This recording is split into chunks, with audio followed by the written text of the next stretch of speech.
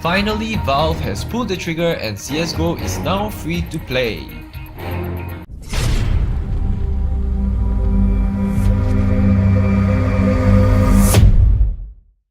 After over 6 years, CSGO is officially a zero-cost title, the first in the series.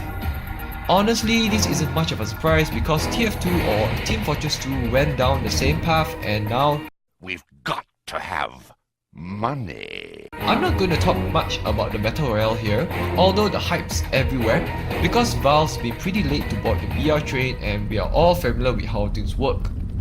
Collect loots, kill people, and be the final survivor.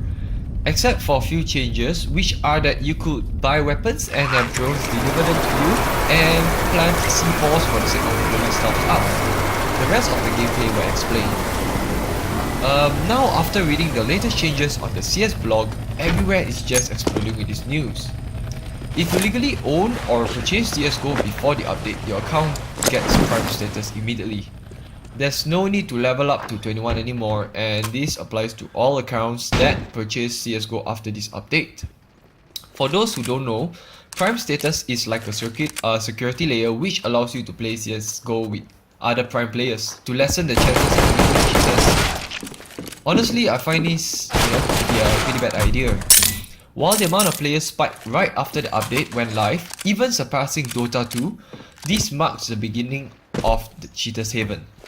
Like in every other online game, cheaters can just create accounts after accounts once they get banned. Valve justified the move by mentioning that it helps improve the backnet, but it comes with the expense of the cheat-free experience.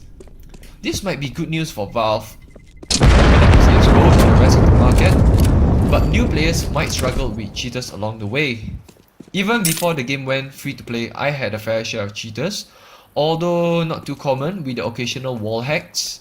Prime only protects matchmaking, so casual modes are more to worry about. Still, if cheaters could spend money on cheats, 14 bucks for Prime isn't that expensive to them. So now that I've been working, gaming is a luxury for me, and I did receive several requests to return back to CSO, which I had been considering and planning for some time. Thankfully, a friend of mine registered an account and I'm ready to return, but on one condition. You all remember the reason I quitted CSO was because of the incident, right? Well, I didn't want the same happening, so I had to make one ultimate request to the company that started the shooter, Nexon. The good news is now Nexon offers a one-to-one support service, so you're directly communicating with a GM or Game Master. But being a foreigner, I had to rely on Google Translate because the last time I contacted them, the staffs didn't understand English. So here are the ticket contents translated. Before that, my ticket was a request to be able to try out every new weapon for 1 week in order to make review videos.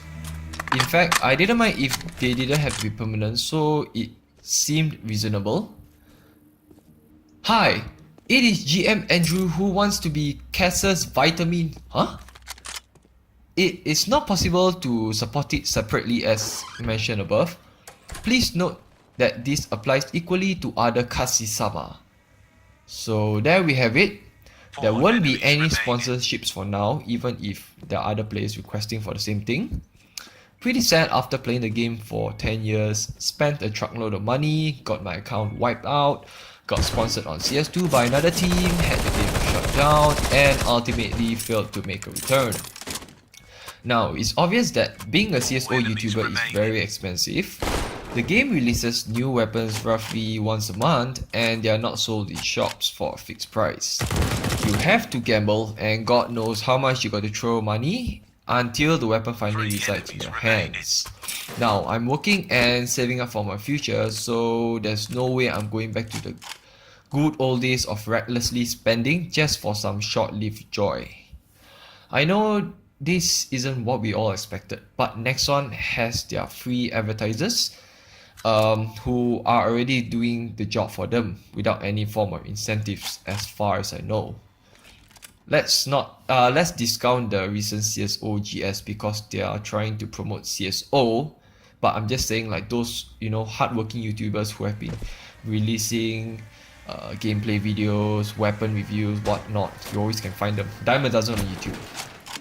By using a simple calculation method, assuming one player spends at least $100 every month to be realistic, since those decoders are pretty random, multiply that by 12 months and that's 1.2k.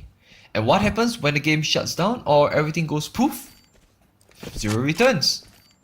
Assuming that you don't sell the account. If you're working, like me, surely you'll feel the same when your expenses have to be prioritized on food, rental, and some luxury. I know that a lot of you guys are still students, you know, haven't reached the work, haven't been working, so not all might relate to it, but some will do. I spent like several thousands of dollars over the years and it won't repeat again until I receive some sort of compensation or benefit in return. If you all remember the Nexon's the I think 1 million fine case, that's like chump change to them.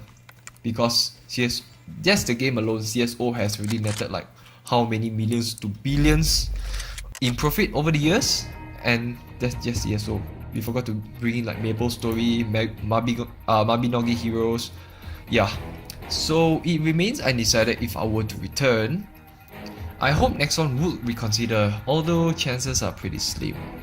Until then, I guess that things would remain the same for now.